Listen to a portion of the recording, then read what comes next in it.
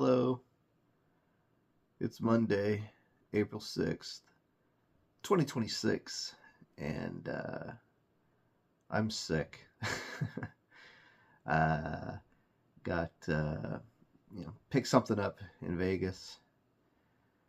Those casinos and all that are, cesspools for germs, and I got something, so whatever it is, hopefully it's not super debilitating. It's funny because yesterday, when I was editing today's video, um, I was noticing that I seemed really low energy, and in fact, I shot a few other things, and it just didn't. There was like I don't know how to explain it. Like it wasn't good. like I filmed something at the grocery store, and I filmed a little bit at the record store, and it just none of it was very good, and it just didn't seem like I was in it. And I thought, well, maybe I was just really tired from the drive. We left Vegas yesterday or on Sunday around 6 in the morning, and didn't get to San Diego until around 11. And so I was like, I must just be tired, driving all the way through like that. But no, I think I was sick, and I just didn't feel it yet. And then when I woke up this morning, it was like uh, like like a cement truck like hit me in the face. Excuse me. And yeah, no, wasn't feeling too hot. So anyway, so what does that mean for today's video? Well, as I've talked about in the past, when I need to pivot and just need something real quick, we're gonna go right to talking about my video game collection. So here it is. Where's my hand? There it is. Here it is. It's part. I think this is part 5, maybe 4 or 5, one of those, of my Wii video game collection. So we're just jumping right into it. This is the letter R through S.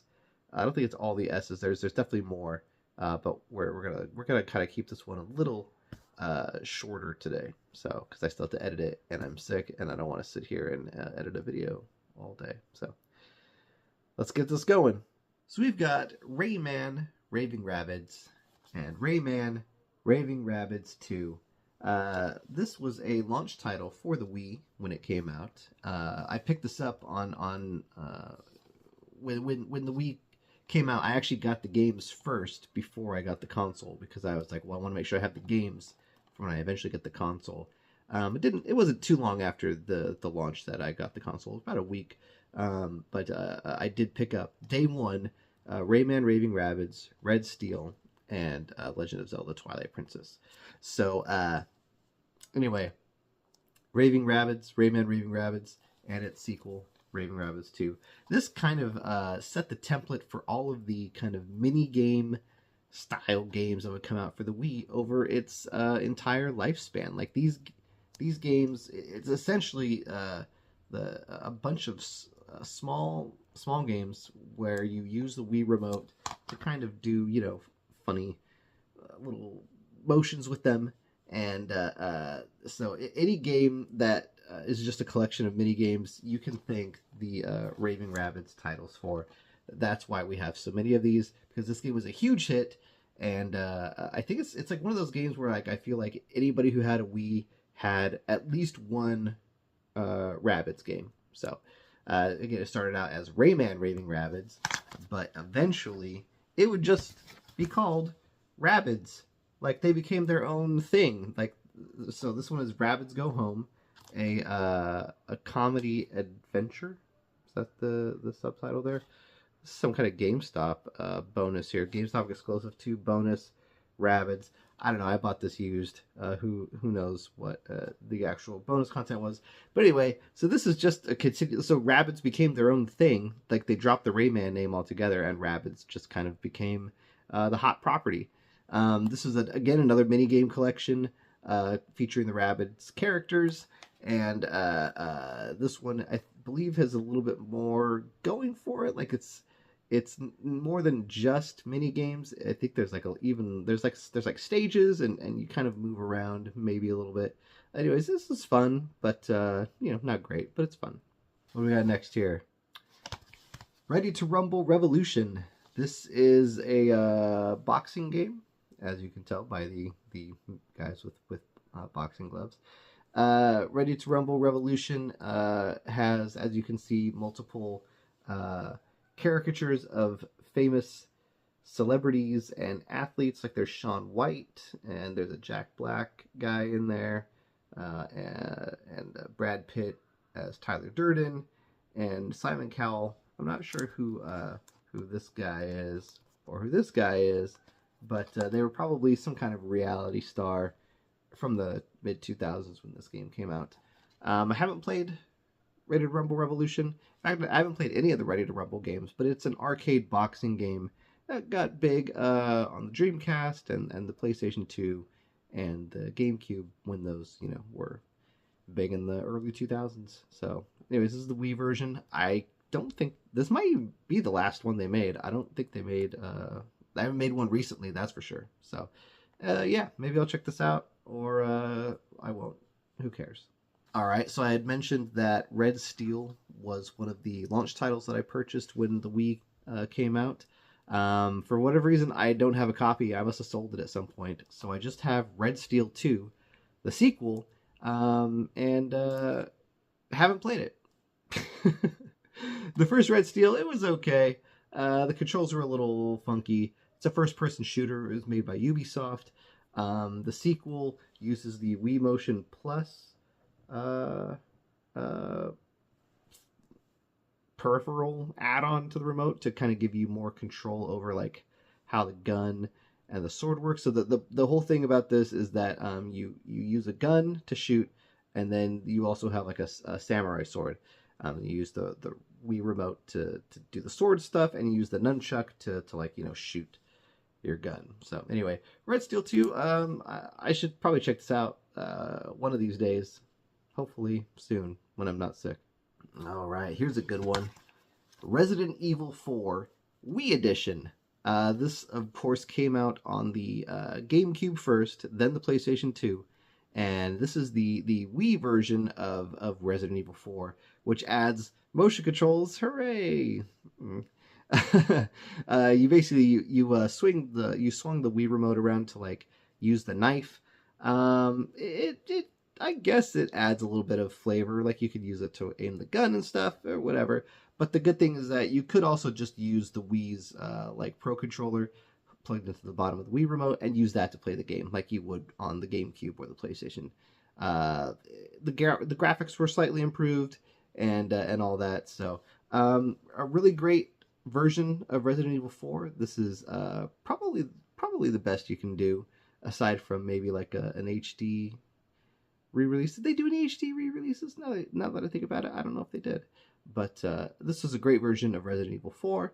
Of course, the remake came out recently on PlayStation 5 and Xbox One and stuff. So anyway, I would highly recommend checking out the Wii edition of Resident Evil 4 if you have not.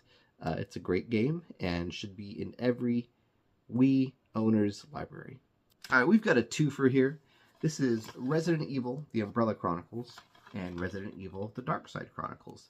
These are on-rail shooters that take place in the Resident Evil universe. They're kind of like retellings of previous Resident Evil games. I'm only familiar with Umbrella Chronicles, which is kind of just a retelling of the first Resident Evil game and a few other little things. It's been a minute since I played it. Dark Side Chronicles I have not played, but I imagine it, based on the cover, is focused on Resident Evil 2 and maybe Code Veronica. But again, haven't gotten through them. These are fun. They made like a special like zapper peripheral, Capcom did, that you put the Wii remote into that made you shoot it like that lets you shoot it like a pistol. It was really cool. Also, there was an attachment that you could put on the back that for the nunchuck, so you could like hold it like this, and you would like move the thumbstick with your this hand and then shoot the Wii remote trigger with this hand. So anyway, really fun games. I don't know what else to say about them. They're great. These are fantastic on-rail shooters. I highly recommend them. Oh, starting to get uncomfortable. Okay. What's the next game here?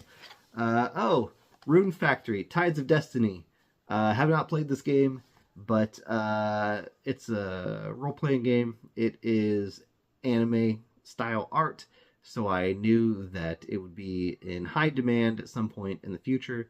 And so I saw it at one of these retro game stores I went to, and I said, I'm going to get that because in the future someone will want this, and I will look cool if I have it in my collection. So, do I look cool? I bet I look cool. Here's a fun one, Samba de Amigo. This is a rhythm game, music game. Started life on the Dreamcast, and if you remember, back then they had these controllers that were like maracas, and you shook the maracas, and in time with the music. So, of course, when the Wii came out, it was just natural that, well, the nunchuck and the Wii remote, if you plug those in together, you can just shake those like maracas. So we got Samba de Amigo. Very cool game. Check it out. It's really good. Next, we have Samurai Warriors 3. No subtitle on that, just Samurai Warriors 3. This is a Musou game from Koei Tecmo. I think it's been Koei at that point. But developed by Omega Force, and these are just it's Dynasty Warriors. If you've ever played Dynasty Warriors, Samurai Warriors is the sister series where it takes place in Japan instead of in China. So just a really fun hack and slash game. These games are all pretty much the same. Not much difference, aside from some cosmetic things and tweaks in gameplay. But for the most part, Samurai Warriors, Dynasty Warriors, and all of the other Musou games that have come along after are just really fun, kind of stupid, mindless games where you can just push buttons over and over again to annihilate waves and waves of enemies. Love every Musou game, every Warriors game, love them all. I haven't played a bad one. Well, the Wii wasn't without its fishing games, because, the Wii remote lends itself so well to being a virtual fishing rod, right? So this is Sega Bass Fishing. Did I need to own this? No. Do I regret owning it? No. Have I played it? No. Got another Sega game here, Sega Superstars Tennis. Of course, Mario has his own tennis game, so why wouldn't Sonic have his own tennis game? Duh. This is just another in a long line of video game mascot sports games. This is fine. Nothing to write home about here. It's fun enough. It's got some Sega characters who you haven't seen in a while. There's Ulala from what the hell is that game called? Space Channel 5. There's the monkey from Samba de Amigo. We got the monkey from Super Monkey Ball. Yeah, it's a mascot sports game. They're fine. It's fine. Next we have hold on, I gotta look at the name of this title. It's really Sengoku Basara Samurai Heroes. This is a game from Capcom, and I believe it is a kind of a Musou style game, but not made by Omega Force. Essentially, this is Capcom. I think it's Capcom's kind of take on the endless waves of enemies game, where you just hack and slash them. Apparently, this was made by the same team that did Devil May Cry 4. If that does anything for you, and features 16 playable characters. Have I played any of those 16? No. Will I one day? Possibly. Not today, but maybe. The Simpsons game. This is fun. It's just a third-person platformer. There were two different versions. There was a version that came out for the PS3 and the Xbox 360, and there was the version that came out for the Wii. It's slightly different, graphics aren't as nice, but it does incorporate some motion controls, and it's just, it's there's variations to this game that were not in the PS3 and Xbox 360 version. So not you don't really see that a lot now. Like they're not releasing two different versions or three different versions of games anymore. Like they used to be like when I was younger, you would get the NES version, the Super NES version, and the Sega Genesis version, and sometimes a Game Boy or Game Gear version, right, of the same game. And now everybody just gets the same thing. Like there's one Jurassic, like back then there were like three or four different Jurassic Park games. Now, if somebody was to make a Jurassic Park video game now, it would be the same game on all platforms, right? So this is kind of a throwback to when companies did different games for different consoles. So the Simpsons game is fun. I think the 360 and PS3 versions are better, but this one is not bad. I would say check it out if you can find it for a good price. Here we have SimCity Creator. This is a SimCity game for the Wii, specially made for that console.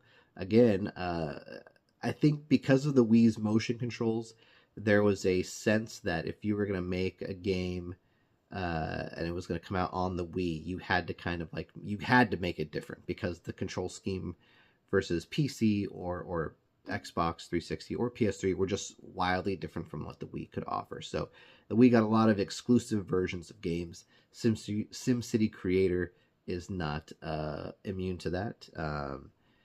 I haven't played this one, but it looks very cool, and I hope to one day check this out. Continuing on with Sim games, we have The Sims 2 Castaway. It's been a while since I played this, probably about 20 years or so, back when it came out initially. This game was a lot of fun, I thought. It's The Sims, PC game, kind of dumbed down is the wrong word. I guess stripped down. It's a stripped down version of The Sims for the Wii, as all the console versions of The Sims were, right? Like they just aren't as powerful as the PC versions, by just the nature of the machines, right? The consoles are less powerful than your PC could be, right? And less buttons and things to do. Anyway, Sims 2 Castaway has you sent to a deserted island where you must build a village paradise for these Sims who have been stranded on this desert island. I remember having a ton of fun with this when I played it way back when. I don't think I ever owned it. I would mostly just rent it from my work at Hollywood Video. So when I saw this at a retro store recently, whenever I got this in the last 4 or 5 years, I was like, hey, I'm going to check this out. I'm going to pick it up because I have good memories of playing it. So yeah, check out Sims 2 Castaway. This is a decent title. And closing things out today, we have Sin and Punishment Star successor. The Sin and Punishment, the first Sin and Punishment, came out on the Nintendo 64 in the 90s and was a Japanese-only title. Never came to America. Not sure the reasons why that happened, but it didn't. For whatever reason, Nintendo didn't think it was gonna do well. Maybe it was a late era N64 game and they were moving on to the GameCube. I don't know. Either way, it had the Sin and Punishment for the 64 had a cult following, and so when it came time for the sequel, the Wii version, Nintendo were like, well, hey, we'll bring it to America, and I bet people will totally buy it because they definitely love that N64 one, and I think it was a big flop. So, yeah, the Wii had a reputation for being the casual console. So anytime like a really kind of like hardcore gamer game came out for it, it didn't really do well, right? Like stuff like the Sims 2 Castaways and the Rabbids games, Samba de Amigo, stuff like that. Those all did really well because they were simple. They were not super intensive and didn't require a lot of your they didn't try your patience necessarily, right? Maybe their controls did, but something like Sin and Punishment this is like a game for like gamers, and like, you know, this is moms around the country aren't playing Sin and Punishment, and because of the Wii's reputation as a kind of casual console, people who would have liked Sin and Punishment didn't get to play it because they were, you know, they're playing, you know, real consoles like the Xbox 360 and the PS3. So unfortunately, Sin and Punishment, Star Successor, didn't blow up like Nintendo hoped. It didn't bring over all the hardcore gamers to their console, and I'm sure it was failures like this that really made them think about how they would move forward with the Wii U. Now, unfortunately, the Wii U didn't do all that hot, but it would be another stepping stone to the Switch, which is a console that I think perfectly blends the style of casual gaming that Wii owners remember, as well as the hardcore uh, games that everybody who played Xbox 360 and PS3 remember. Is the Switch 2 is a perfect system. I'll say right now, it's a perfect video game system. It hits all quadrants as far as demographics go. Young, old, hardcore, casual. Excellent system. Anyways, this is supposed to be a Wii video. This is fun. I like this game a lot. I highly recommend it. If you have a Wii, go find a copy of this if you can. I'm almost certain it's going to be expensive. This is my copy that I got when the game came out, brand new. So I got it for whatever, 50 or 60 bucks, however much it cost back in, 2010 or whatever this came out. So anyway, that's it. That's a good game. Check it out. Well, I really hope I'm better tomorrow. We'll see. This video. Yeah, sorry if it's a little low energy Jeb. Remember that? Remember when Donald Trump called Jeb Bush low energy Jeb? Oh man, what's Donald Trump up to? Is he doing anything? I don't watch the news. I haven't been paying attention. So, yeah. Thanks for watching. I hope you'll check out my video tomorrow, and I hope that you'll go back and watch some of my previous videos. Hey, go watch all the stuff I shot in Vegas. Some good stuff there. Went to Omega Mart. Went to a concert at the Punk Rock Museum. What else did I do? Walked around Fremont Street some more. Yeah, it was fun. I had a good time in Vegas. So go check out my my adventures there. I hope I'll see you tomorrow, and I hope that you don't get sick, because being sick sucks. Bye, everybody.